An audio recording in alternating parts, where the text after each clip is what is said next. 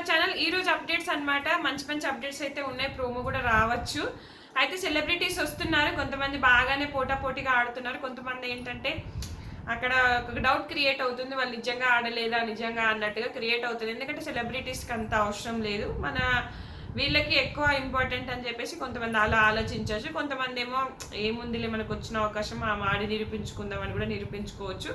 ఏదైనా జరగచ్చు. సో ఈరోజైతే డిమాండ్ మానస్తో ఆడి గెలిచాడంట. అలాగే ఇమ్ము కూడా యావరితో ఆడి గెలిచాడంట. అలాగే సుమ్ము ఏమో ఓడిపోయాడంట హారికతో ఆడేసి. అలా అనమాట ఈరోజు అప్డేట్స్ అయితే ఇక్కడ ఒక కాంట్రవర్సీ జరిగిందంట. ఇమాన్యుయల్ వర్సెస్ యావర్ కావాలనే ఫజల్ టాస్క్ అంట ఓడిపోయాడని హింట్ అనమాట. ఇది మనకు అప్డేట్స్ వస్తాయి కదా. ఓడిపోయాడంట కావాలని. ఎందుకంటే వీళ్ళకి ఆల్రెడీ ఫ్రెండ్షిప్ ఉంది, మంచిగా దోస్తులు అనమాట. ఒకసారి యావర్ వచ్చినప్పుడు అంటే యావరు బిగ్ బాస్ 7లో వచ్చినప్పుడు ఇమాన్యుయల్ మనకి గెస్ట్గా వచ్చి మాట్లాడంట, మీకు ఎట్లా ఫ్రెండ్షిప్ కుదిరిందని కూడా మనకు నాకు సార్ అడుగుతాడు.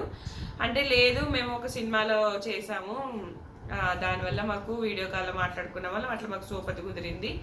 ఇంకొచ్చేసి మేము అంటే ఇక తర్వాత యూట్యూబ్ వీడియోస్ కూడా చేశారు, బాగా ఫ్రెండ్స్ అనమాట. సో ఎట్లుంటుంది, ఖచ్చితంగా ఫేవర్ చేయాలన్న ఉద్దేశంతో, కంటెండర్ అవ్వాలన్న ఉద్దేశంతో మేబీ ఓడిపోయాడేమో, ఏదైనా జరిగి ఉండొచ్చు.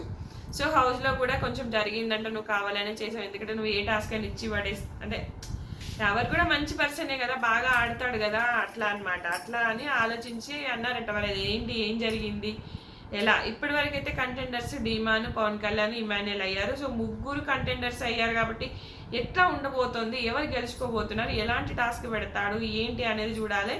డిమాన్కి మనస్కి కూడా మంచి ఫిజికల్ టాస్క్స్ పెట్టారంట. హారికకి సుమనన్నకేమో ఇంకా మరి ఏం పెట్టాడో. ఖచ్చితంగా అప్డేట్స్ అయితే వస్తూనే ఉంటాయి. లైక్ చేసి చూడండి నచ్చితే.